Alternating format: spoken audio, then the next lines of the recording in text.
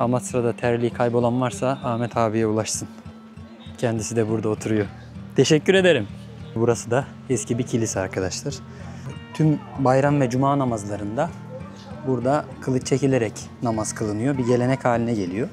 Burada Fatih Camii tabelasının altında haç işareti var arkadaşlar, gördüğünüz gibi. Böyle. Amasra'ya gelirseniz bu zirveye çıkmayı unutmayın arkadaşlar. Efsane güzel gözüküyor ama burası da hemen köprünün solundan gözüken kısım. Ama benim size asıl göstermek istediğim şey şu. Karşısı Tavşan Adası. Orada tavşanlar yaşıyor. Böyle bir deniz feneri var arkadaşlar. Aşağısı böyle yürüyüş yolu devam ediyor. Dediğim gibi öbür yolla birleşiyor burası. Geldiğinizde buraya uğrayabilirsiniz. Zaten böyle büyük bir yer. Kaçırma şansınız yok. Burada tel işlemeleri var. Böyle tepsiye, cam altına işlemişler. Az daha ileriye gittim arkadaşlar. Buradan da bu şekilde gözüküyor. Dostlar, şimdi Amasra'ya geldik. Hemen Amasra'ya Cide tarafından gelişte, girişte Ahatlar Tabiat Parkı var. Şöyle şuradaki dağa kadar, ucuna kadar gidiyor. Gelirseniz uğrayabilirsiniz. Biz direkt merkeze geçiyoruz. Yol üzerinde gelirken size çekmedim ama Kapısuyu plajı, Çakras plajı ve Bozköy plajları var. Hani denize girmek için buralarda tercih edebilirsiniz. Dediğim gibi biz Amasra'ya doğru devam ettiğimiz için oralara girmedik. Bu arada yol boyu full böğürtlendi. Şu an Ağustos ayındayız. Gelirseniz yol kenarında durup toplayıp müsait bir çeşmede yıkayıp yiyebilirsiniz. Buranın her yeri böğürtlen arkadaşlar, sağlı sollu.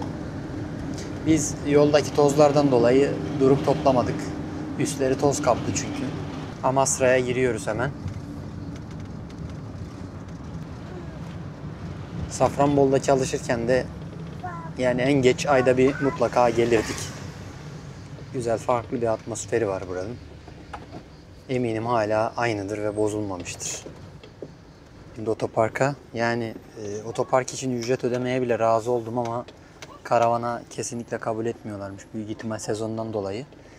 İçerisi de zaten tıka basa araç dolu. Yani yer de yok zaten. Girişte görevli döngel karavan konaklamasına ya da parkına izin vermiyoruz dedi. Şimdi ödeme noktası için sıra bekliyoruz. Yan tarafta liman çok yoğun. İnsanlar denize giriyor, plajlar. Bayağı kalabalık. Aracı dışarıya bir yere park edip zaten tekrar buralara gezmeye geleceğiz birazdan. Yemek falan da yiyeceğiz. Amasra'da zaten otopark hep problemdi. Yaz aylarında daha ciddi problem arkadaşlar. Geliyorsanız merkezde çok ciddi bir problem var. Bunu bilerek gelin. Aracı park ettik geriye arkadaşlar şöyle. Burada maalesef park edecek bir yeri yok. Otoparka bırakmak zorundasınız. Gece 12'ye kadar 300, 200, 24 saat kalırsa da 300 TL'ymiş. Otopark aslında okul bahçesi. Toplanan ücretlerde burada 3-4 tane okul var. Onlar arasında paylaştırılıyor sanırım. Şimdi merkeze geçiyoruz, çarşıya. Şöyle hemen plaja geldik. Aradan. Şu an kale surlarının, Amasra surlarının karşısındayız. İnsanlar denizde böyle vakit geçiriyor. Yüzüyorlar, çok güzel. Burada müze var, müzeye gireceğiz. Karaların Sultanı, iki denizin Hakanı, İstanbul Fatihi, 2. Mehmet 17 Ekim 1460'ta Amasra kalelerini Cenavalılardan aldı. Buraya Çeşmi Cihan, yani dünyanın göz bebeği dedi. Hemen Amasra sahilde bulunan, arkamda görüyorsunuz, Amasra Müzesi'ne geldik. 1982 tarihinde onarımı tamamlanarak müze ziyarete açılmış arkadaşlar. İnşasına 1884 yılında Bolu Mutasarrıfı İsmail Bey tarafından başlanılan ancak yarım kalan Bahriye Mektebi'nin müze olarak kullanımı amacıyla onarımına 1876 yılında başlanmış. 30 Ocak 1982 tarihinde onarımı tamamlanarak müze ziyarete açılmış. Çalışma saatleri 8'e kadar açık arkadaşlar. Sabah 8.30'dan akşam 8'e kadar.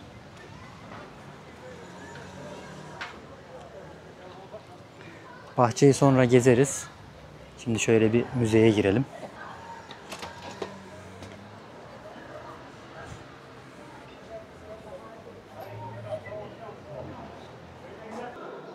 Şimdi arkadaşlar içeriye yine müze kartla giriş yaptık. Şöyle içeriye giriyorum. Burada kandilleri görüyorsunuz. Eski tarihlerde kullanılan kandiller.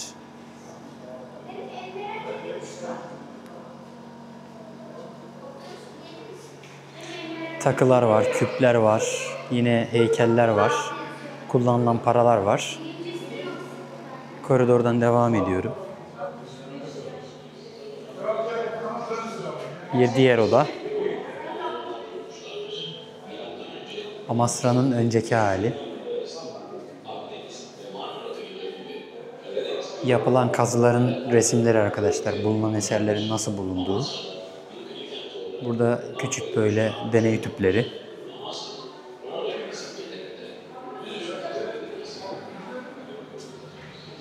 Diğer odaya geçelim. Burası sinevizyon sanırım, evet.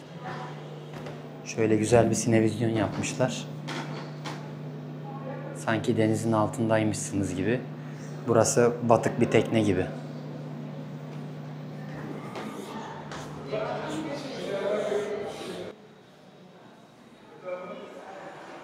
Milattan sonra 200 yılına ait.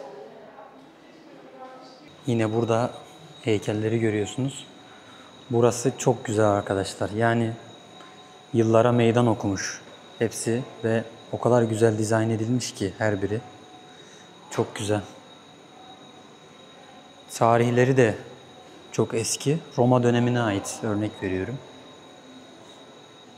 Roma dönemi heykelleri. Daha önce de gelmiştim ama açık değildi. Şimdi gezme fırsatı buluyorum. İçerisi güzel arkadaşlar. Sol tarafı gezdik. Şimdi sağ tarafa bir bakalım. Burada da Cenevizlilere ait eserler varmış. Sütunlar vesaire. Bart'ın tel kırma işini görüyorsunuz. Böyle güzel bir bölüm ayırmışlar. Bak içindeki parlak kısımlar Kumaşa var ya. metal işleme yapıyorlar. Çok iyi değil mi? Evet. Hem ip hem tel. Çok güzel. İnce ince tellerden işleme yapmışlar. Burada yöresel kıyafetleri ve takıları görebilirsiniz. Eski dönemde kullanılan. İç bina 10 dakika falan sürüyor arkadaşlar. Giriş dediğim gibi zaten tek kattan oluştuğu için çok fazla zaman almıyor. Şimdi bahçeye geçtik. Bahçede de genelde küpler, heykeller, mezar taşları vesaire var. Şöyle gösterecek olursam sütunlar.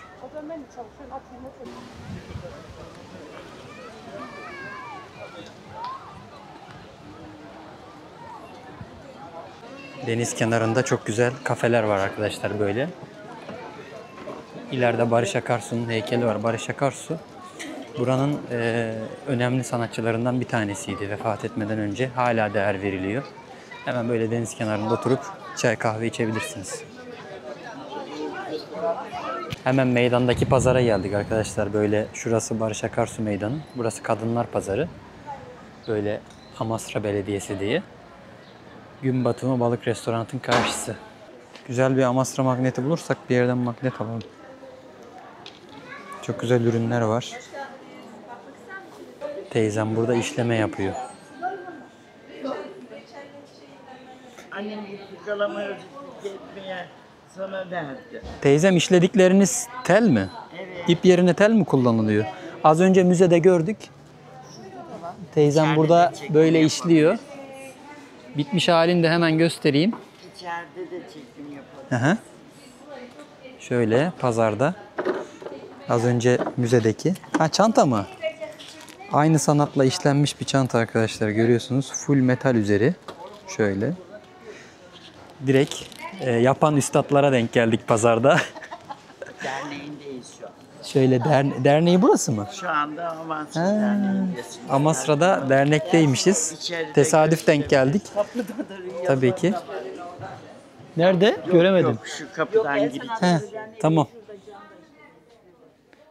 El Sanatları Derneği arkadaşlar. Pazarın içerisinde böyle gördüğünüz gibi çok güzel işlemeler var. Desen desen, çeşit çeşit. Kaftanları, Şöyle. gelin başlarımız Gelin var. başları. Bunlar düğünlerde kullanılan gelin başları. Burada böyle telden işlemeler yine. Ev aksesuarı, masa, Ev örtüleri. kına geceleri giyilen kaftanlarımız. Bayanlar için kına geceleri giyilen kaftanlar. Ne kadar fiyatları ortalama? Mesela bunun fiyatını 15 bin lira desem 15 bin. öpüyorlar. 28 tane tel makara Evet. bunda. Emeği çok. Çok güzel ürünler var. Alanda uygulanabilir. Pabucu Evet. varıncaya kadar. Bebeğinizi çaldılar, gidiyorlar. Yo yo. Eşim o. Arkadaşlar pazar bu şekilde. Yöresel ürünler var. Böyle çeşit çeşit reçeller var. Geldiğinizde uğrayıp alabilirsiniz. Yöresel bitkiler. Yine aynı şekilde. Uğrayıp alabilirsiniz. Kolay gelsin. Hoş bulduk. Pazardan çıkıyoruz. Hemen sokağa doğru devam ediyoruz. Burası Kemere Köprüsü'ne gidiyor burası. Ağlayan Ağaca giden yol. Bu şekilde böyle turistik, canlı. Sokak çok güzel. Hemen magnetimizi aldık. İlerliyoruz. Sokakta her yerde lokum ikram ediyorlar. Bu biraz sonraki bölümde Safranbolu'da da göreceğiz bunu. Tadını deneyebilirsiniz. Almak zorunda değilsiniz. Kemere Köprüsü'ne gidiyoruz. Surlardan geçiyoruz böyle. Üst tarafta evler var. Surlardan girdikten sonra böyle kale içerisinde evler var. İnsanlar buralara yerleşmişler böyle. Bu taraftan da manzara bu şekilde. Şeydeyim işte köydeyim daha gelmedim.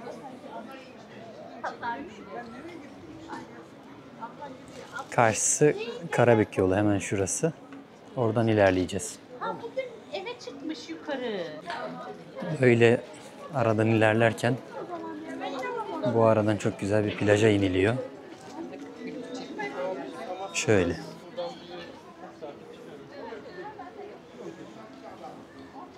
Burada önceden yüzülüyordu. Şu an yosun kaplamış. Her yer yemyeşil ama insanlar yukarıda yüzüyor. Burası zaten merkezi, bilinen bir yer. Meşhur bir yer.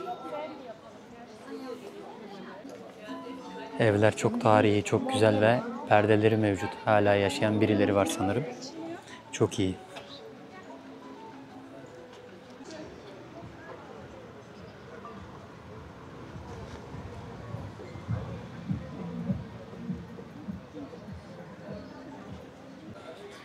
Burada böyle metal kaplı bir bina görüyorsunuz.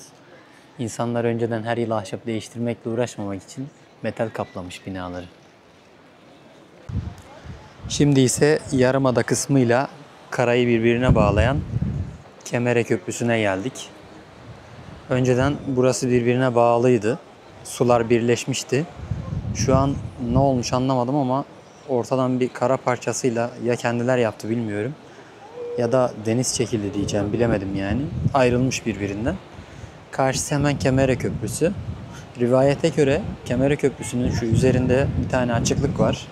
Birazdan size onu anlatacağım. Burada işte efsane her geldiğimde harika dediğim bir ev var.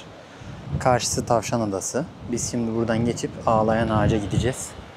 Rüzgar olmasaydı şu tepeye çıkacaktık. Orası bizim tepemiz. Oradan efsane manzaralar gözüküyor. Elif Ahsen ilk defa geliyor Amasra'ya. O hiç görmedi Amasra'yı. İlk defa görüyor. Biz buradayken o hayatta değildi. Nasıl kızım, beğendin mi? Güzel mi? Hadi hemen gidelim. Şansımıza Amasra'da acayip bir rüzgar var bugün. Yani tişört üşütüyor şu an, öyle bir şey. 20-25 derece arası, 23 derece civarı bir hava var. Yani gerçekten çıkarken hırka almak istedim yanıma. O derece bir soğuk. Arkamda zaten rüzgarı görüyorsunuz. Fırtına kopuyor. Kemere Köprüsü'nden geçiyoruz.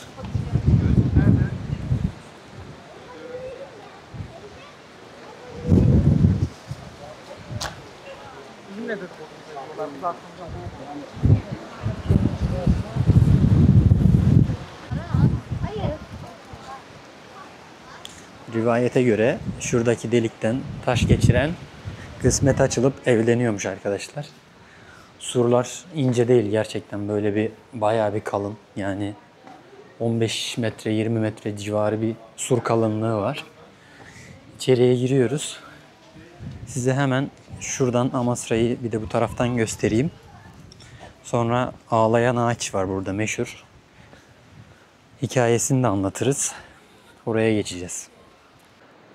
Burası da hemen köprünün solundan gözüken kısım.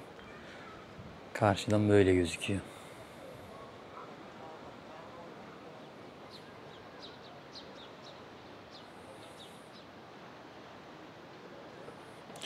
Gezdiğimiz müze karşıdaki kısım. Sahil burası. Kemere Köprüsü de burası. Burada böyle Amasra manzaralı kafeler var arkadaşlar. Gelip buralarda oturup manzaranın tadını çıkartabilirsiniz. Şimdi Kemere Köprüsü'nden girdik. Sağa doğru devam ediyoruz. Ağlayan Ağaca doğru. Böyle güzel bir sokak var burada. Yöresel ürün satan Amasra yerlilerini görüyorsunuz. Böğürtlenler, reçeller, kuşburnular. Ve yine defne yaprağı, zeytin yaprağı.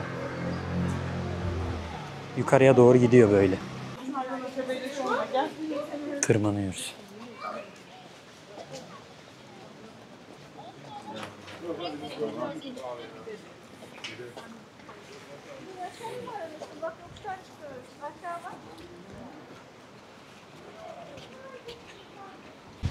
Öyle böyle rüzgar yok.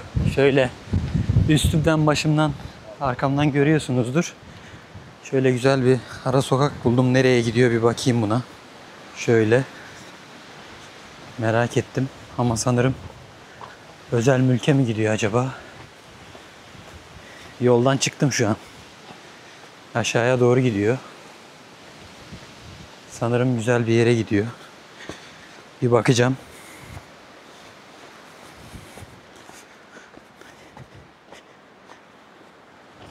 Bazen yoldan çıkmak gerekiyor arkadaşlar. Manzara mükemmel. Mükemmel ötesi. Surlarda bir açıklık buldum. Buradan iniyorum aşağıya.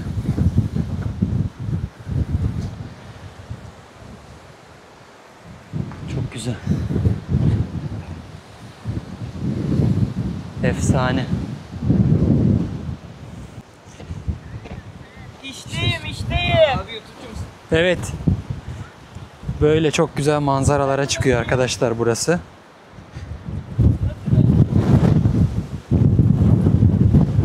Nereden bulacağım?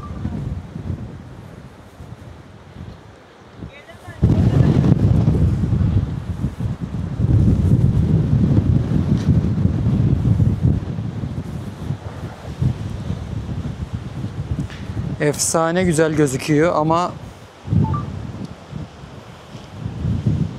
bir o kadar da soğuk. Arkadaşlar burada ağlayan ağaç vardı. Ağaç şu an yerinde yok. Sebebini de şemsiyelerden anlayabilirsiniz. Sanırım yıkılmış. Yerine yeni bir ağaç dikmişler. Ağaç bahar aylarında yapraklarından su bırakıyordu. Bu yüzden ağlayan ağaç demişler. Bir hikayesi yok başka. Böyle ona da güzel bir tepe yapmışlar. Burada çay falan içebilirsiniz. Şimdi yukarıya çıkıyorum. Yukarıdan bir Amasra'yı göstereceğim. Normalde çıkmayacaktım buraya. Ama drone uçuramam şu an. Yerinden oynuyor. Acayip bir rüzgar var. O yüzden çıkayım bari elden manuel göstereyim size. Arkadaşlar her videoda dediğim gibi gerçekten bu videolara çok fazla emek ediyoruz. Gördüğünüz gibi kanalımıza abone olarak, videomuzu beğenerek ve yorumlar kısmında fikirlerinizi belirterek bize destek olabilirsiniz. Fikirleriniz bizim için çok önemli. Şimdiden hepinize teşekkür ediyorum. Ağlayan Ağaç'tan yukarıya geldiğinizde yol ikiye ayrılıyor böyle telsizden. Sol tarafa giderseniz şöyle bir manzara çıkacak karşınıza. Hemen gidelim. Yol bir 3-4 dakika sürüyor. Nefes nefese kaldım. Hem bir soluklanayım hem de birazdan kaydı başlatayım. Böyle bir yoldan ilerliyorsunuz arkadaşlar. Şöyle. Bir patika burası. Rüzgar esmese şu an mükemmel olurdu ama rüzgar esiyor. Buraya çıktığınızda neyle karşılaşacaksınız? Sonrası gidiyor, deniz tarafına dönüyor. Ama benim size asıl göstermek istediğim şey şu. Burası ada. Şurada Kemere Köprüsü var. Şurası liman. Karşısı kara parçası. Bizim ana vatan, topraklar. Hemen karşıda sahili görüyorsunuz zaten. Şurası Kemere Köprüsü. Böyle çok güzel bir manzaraya çıkıyorsunuz yukarıya çıktığınızda. Buraları görmüş oluyorsunuz. Hemen aşağısı böyle bu şekilde mükemmel. Az daha ileriye gittim arkadaşlar. Buradan da bu şekilde gözüküyor. Verici'den sağa döndüm. Az önce karşıya gitmiştim. Aileyi de yönlendirdim o tarafa gidin diye. Şimdi böyle buradan bu tarafa geliyorum. Hemen bu tarafta ne var onu da göstereyim size gelmişken. Burada da deniz feneri var arkadaşlar ve manzara karşısı Tavşan Adası. Orada tavşanlar yaşıyor. Aşağıda dürbünle bakabilirsiniz. Adaya sade tekne turları düzenleniyor. Burada rüzgarlı olmasa gerçekten size buradan güzel bir drone görüntüsü alırdım. Affınıza sığınıyorum ama neredeyse rüzgar ağaçları sökecek. Öyle bir rüzgar. Elif Asen'le annesini aşağıda bıraktım. Ben gideyim dedim. Seyircilerimize, izleyicilerimize burayı çekip geleyim. Siz bu rüzgarda oraya çıkmayın. İyi ki de getirmemişim. Felaket bir rüzgar esiyor. Rezil olurlardı. Burada böyle bir deniz feneri var arkadaşlar.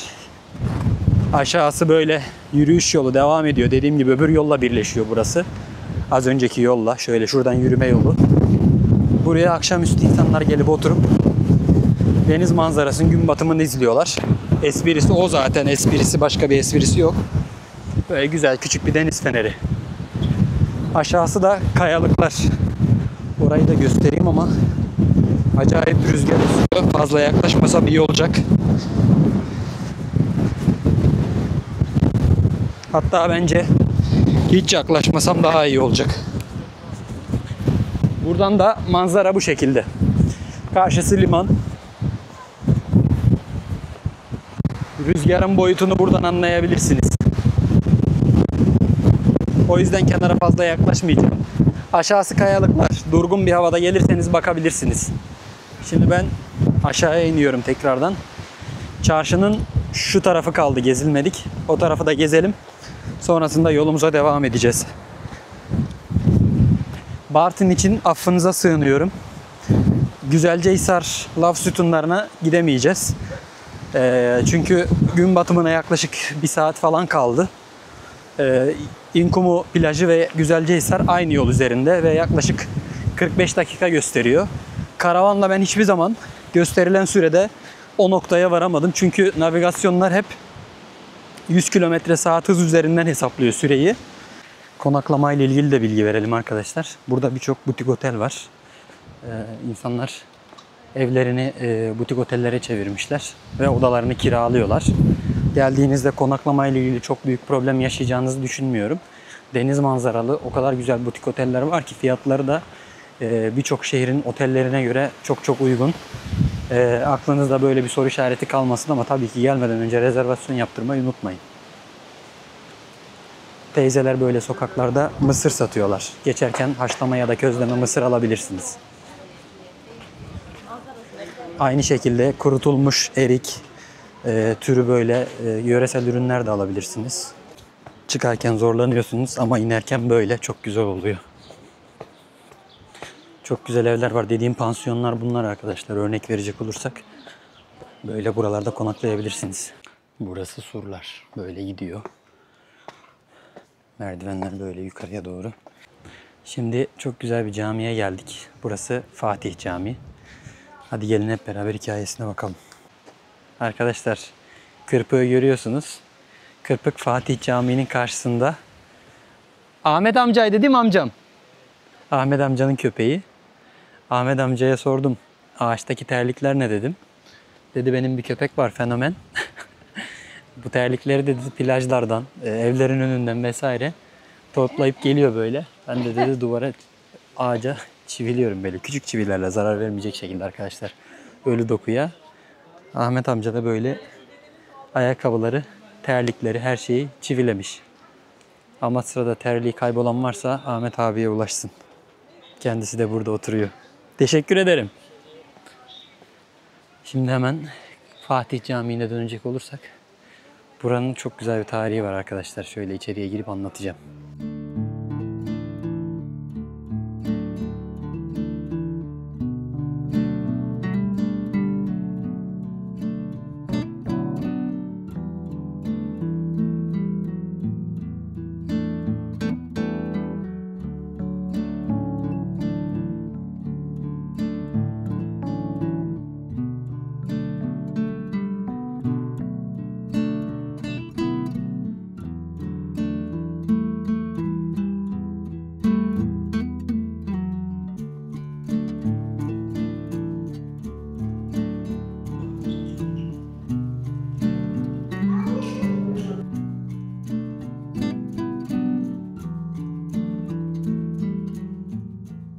Şimdi buranın özelliğine gelecek olursak arkadaşlar, Fatih Amasra'yı fethettikten sonra burası eski bir yapı ve burada bulunuyor.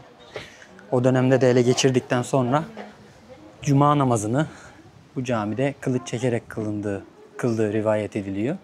Ondan sonra tüm bayram ve cuma namazlarında burada kılıç çekilerek namaz kılınıyor. Bir gelenek haline geliyor. Buraya gelen subay ve askerler burada kılıçlarını bırakıyor. Hani baya yaşatılan bir gelenek haline getiriliyor burası. O gün bugündür hala cuma ve bayram namazlarında burada imam ve hatipler namazları, özellikle cuma ve bayram namazlarında kılıç çekerek kıldırıyor. Bunu ilk görenler çok şaşırıyormuş. Öyle bir bilgi aldım. Hani özellikle bilmeden gelenler bayağı şaşırıyor dediler. Ama bilerek gelenler de farklı bir deneyim yaşıyor. Hutbeyi bitirdikten sonra kılıcı yerine bırakıyor imam ve namaza devam ediyorlar. Dışarıya çıktım. Ahmet amca beni yanına çağırdı. Gel bir şey söyleyeceğim diye. Gittim yanına. Buyur amcam dedim. Caminin üst katına tekrar çık dedi. Şu an çıkıyorum.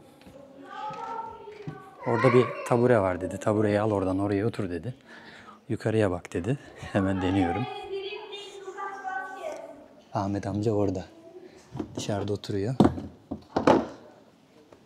Burada Fatih Camii tabelasının altında haç işareti var arkadaşlar, gördüğünüz gibi. Böyle. Ahmet amca dedi orada haç işaretleri var. Onları da çek dedi. Bu arada caminin penceresindeyim. Burası da ön avlu. Burada haç işaretleri var. Şu şekilde. O yüzden buraya böyle Fatih Camii tabelası yapıştırıp haç işaretlerini örtmüşler. Yani Ayasofya gibi burası da eski bir kilise arkadaşlar. Önemli olan yapının ne olduğu değil, hangi dine ve ibadete hizmet ettiği bence. Ben de o kanaatteyim. Bu yüzden Fatih Camii'nin bu ilginç detaylarını görmeye siz de gelebilirsiniz. Fatih Camii'nin önünden de arkadaşlar böyle bu şekilde. Yukarıda bir tepe var. Hemen oraya da çıkayım. Size orayı da göstereyim. Hemen Fatih Camii'nin yanındaki yoldan şöyle ilerliyoruz. İleride bir manzara terası var. Size orayı da göstereceğim. Sonra aşağıya kızların yanına ineceğiz, benim kızların. Metal kaplama binalar birçok yerde var. Eski yapılar. Yine aynı yoldan yürürken böyle pansiyonlar var arada. Buraya daha önce girmiştim. Hemen manzaralarını göstereceğim size hızlı bir şekilde. Birçok yerde burada içecek ya da yiyecek bir şey alıp gelip keyif yapabilirsiniz. Şöyle ucundan gösteriyorum manzarayı. Böyle çok güzel manzaralara çıkıyor. Buraya limandan da gelebilirsiniz, limandaki otoparktan. Ya da benim dediğim gibi Kemere Köprüsü'nün önünden gelen yoldan da gelebilirsiniz. Dediğim teras burası. buranın muazzam bir manzarası var. Hemen size gösteriyorum.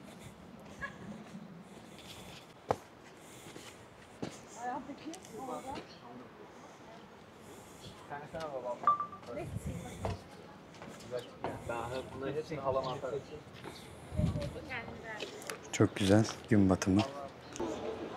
Evlerin manzarası harika.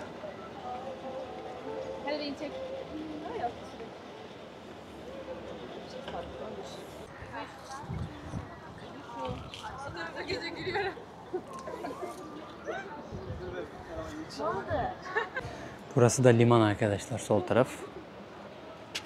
Amasra bu kadar. Böyle. Şimdi sokaklara girip gezip Amasra gezimizin sonuna doğru geleceğiz. Amasra'ya gelirseniz bu zirveye çıkmayı unutmayın arkadaşlar. Buradan manzara harika. Amasra sokakları. Her yer sur arkadaşlar. Surlardan aşağı iniyoruz. Bekle oğlum bekle. Su ekleyeceğim. Ayaklarını yıkayacağız. Burası da sol tarafa plaja iniyor. Böyle. Çok güzel bir bank yapmışlar. Burada oturup manzarayı izleyebilirsiniz. İzlediğimiz bölümde hemen şu yukarısıydı.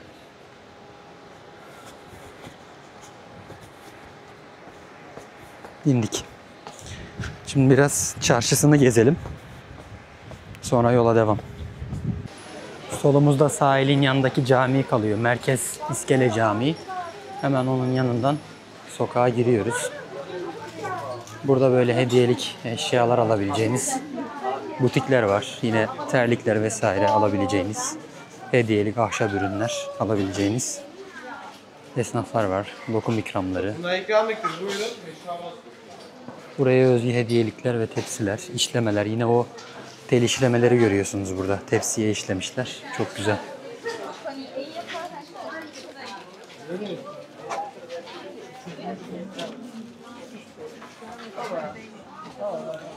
Yine kaşıklar, çatallar.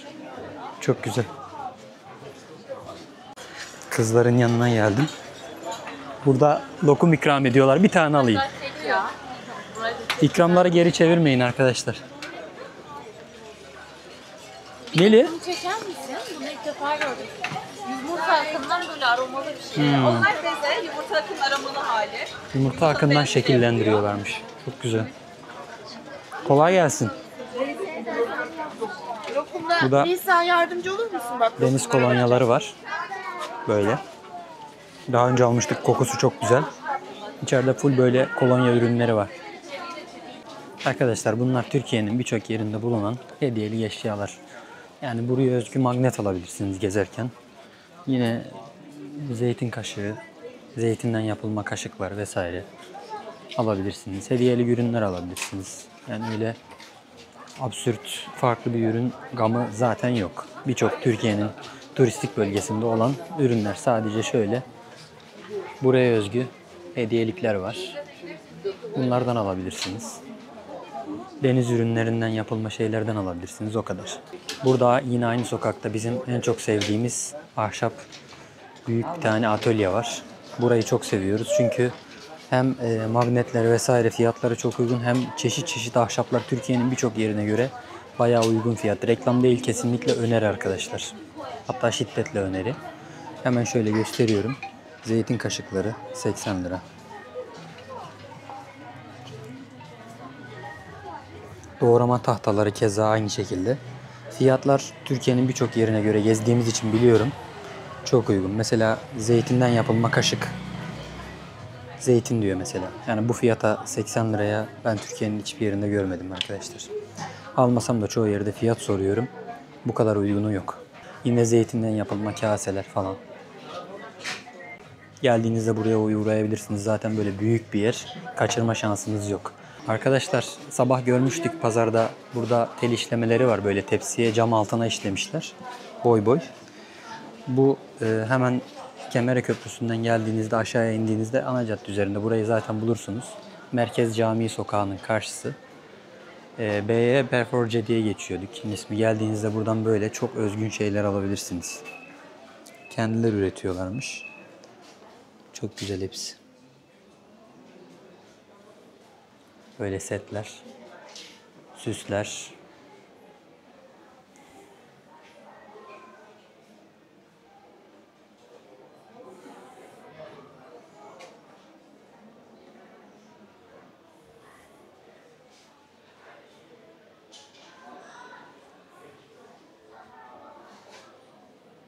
Buradan sevdiklerinize hediyelikler alabilirsiniz. Yine çok güzel bir tepsi. Arkadaşlar Merkez İskele Camii'nin yanında gümüş balıkçılık var. Buraya geldik. Çupra aldık akşama. Ustam onu temizliyor. Şöyle yanına geçeyim. Ustam böyle burada onları temizliyor. Akşama kızartacağız inşallah. Kolay gelsin ustam. Sağ olun, hoş geldiniz. Hoş bulduk. Balıklar günlük geliyormuş. Siz zaten dolaba koymaya fırsat olmuyordur. Günlük bitiriyorsunuzdur. Evet. Doğru. Sabahtan balıkçılar tutup getiriyormuş arkadaşlar. Siz kendiniz açılıyor musunuz yoksa? Tabii, akşam kendimiz de çıkıyoruz. Akşam kendileri açılıp avlayıp sabah tezgaha getiriyorlarmış arkadaşlar. Direkt ikiye bölebilirsin ustam. Ben direkt aynen ikiye ayır. Tava küçük, ben direkt onu parça parça atar alırım. Şöyle mi? Aynen. Tamamdır. Şimdi zaten Aynen, gerek yok ucuna. Aynen. Çupra aldık arkadaşlar. Ustam mevsimi dedi, taze dedi. Deneyelim o zaman dedik. Şöyle balıkları temizlettik. evet. Afiyet şeker olsun. Teşekkür ederiz ustam. Reha Baba'dan afiyetle. Eyvallah. Karabüklü Reha Baba'dan afiyetle. Karabüklü müsün? Evet. Eyvallah. Yola devam ediyoruz şimdi. Yukarıdan göstermiştim size burayı ama buradan da çekeyim arkadaşlar. Bunlarla, bu kayıklarla balık tutmaya gidiyorlar arkadaşlar. Bunlar da büyük balıkçı tekneleri. Size yukarıyı izlettiğim yer hemen şu Marina Pansiyon'un sol tarafıydı. Karşısı liman. Burası da büyük liman koyu. Şimdi karavana doğru devam ediyoruz.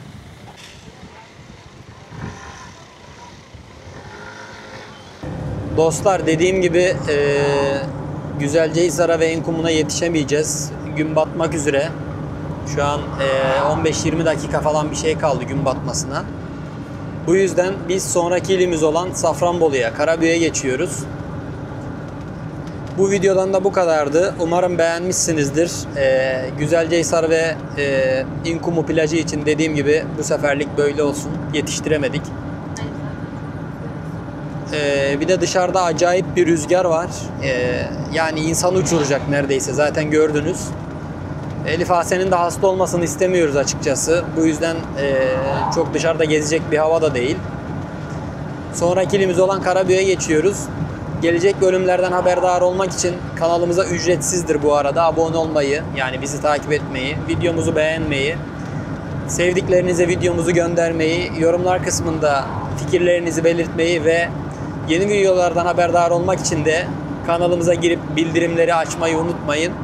Sonraki bölümde Safranbolu'dan merhaba demek üzere. Allah'a ısmarladık. Aşıklar Yolu arkadaşlar burası. Böyle meşhurdur. Bartın'la Karabük arası.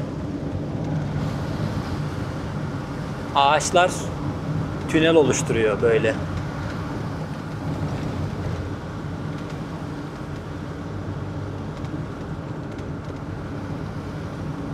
Buradan geçerken özellikle sonbaharda çok güzel oluyor. İnsanlar durup böyle yolu görüyorsunuz. Burada fotoğraflar çektiriyor. Ve burası her geçen yıl daha da kapanıyor ağaçlar birbirine. Tünel şeklini alıyor gitgide. Ağaçları kesmiyorlar. Sadece yola inen kısmını alıyorlar. Çok güzel bir görsel sunuyor burada. Burası güzel, uzun bir yol. Böyle kısa bir yol değil. Marmaris'teki Aşıklar Yolu'nu andırıyor biraz.